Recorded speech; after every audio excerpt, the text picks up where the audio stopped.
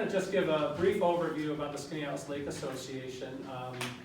We were first established as the Pure Water Association back in 1969.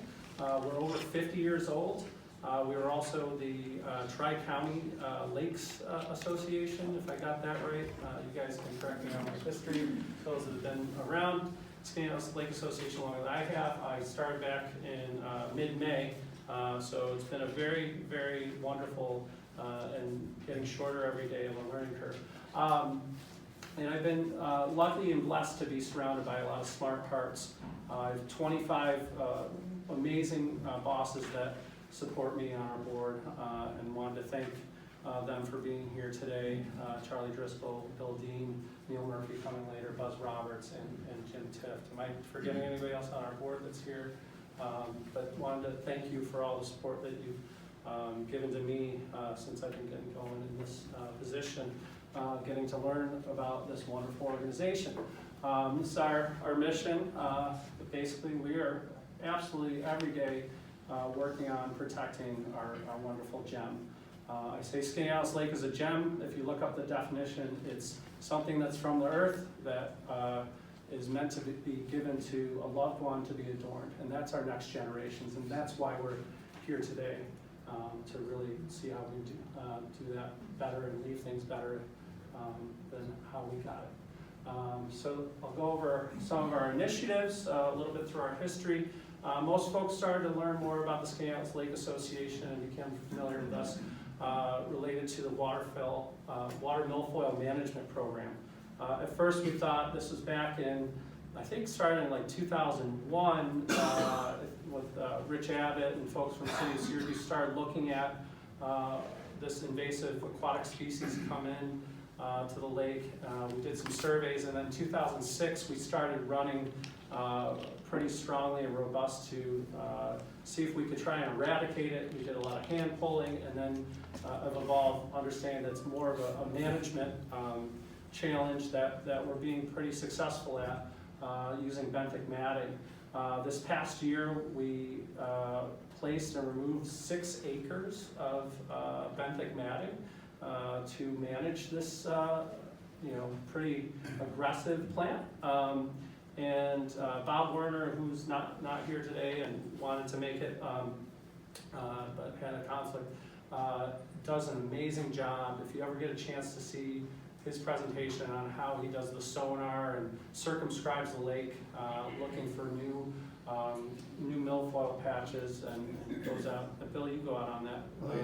That on the eyes. He uses eye stands. So so it's a really, really strong program that's working well, and we're seeing good results that we are keeping the population of this macrophyte at bay, which could have a consideration if there's that large seasonal die-off that could add to more nutrient loading, which is what we're talking about today.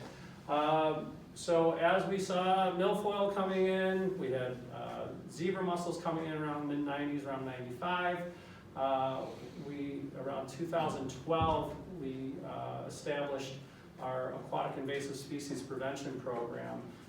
Buzz Roberts has really been at the helm of that initiative and been continuing to help it evolve, and we're now working close to the DEC, always been working close to the DEC, getting good support from Onondaga County, and City of Syracuse just helped us expand our operations with a $13,500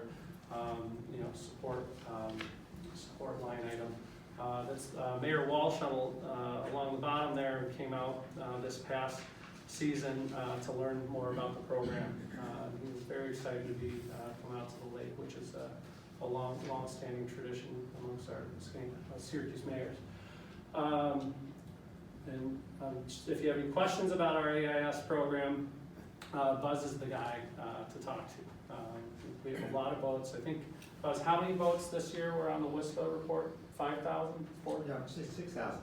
Over 6,000 boats were surveyed coming through, and we just want to have a wider, stronger safety net on that program, having our stewards look out to make sure no more new invasive species are coming in.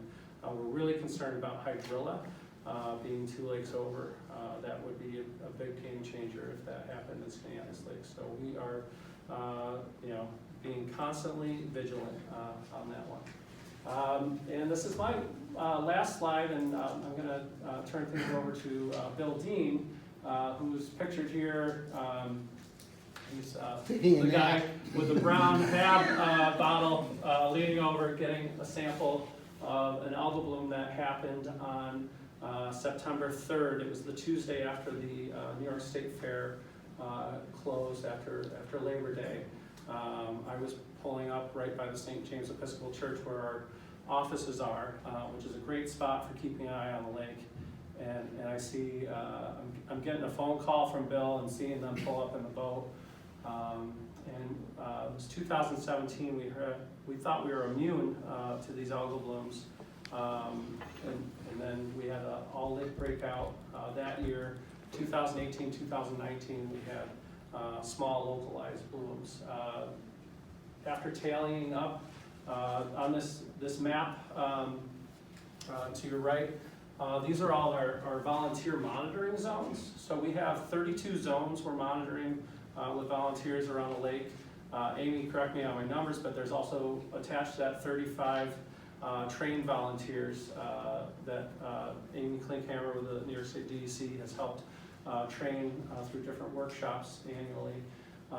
And we, in this past season, had 23 reported suspicious algal blooms. Out of the 23 suspicious, 7 of them were confirmed, and out of the 7 confirmed, 5 were confirmed with high toxicity.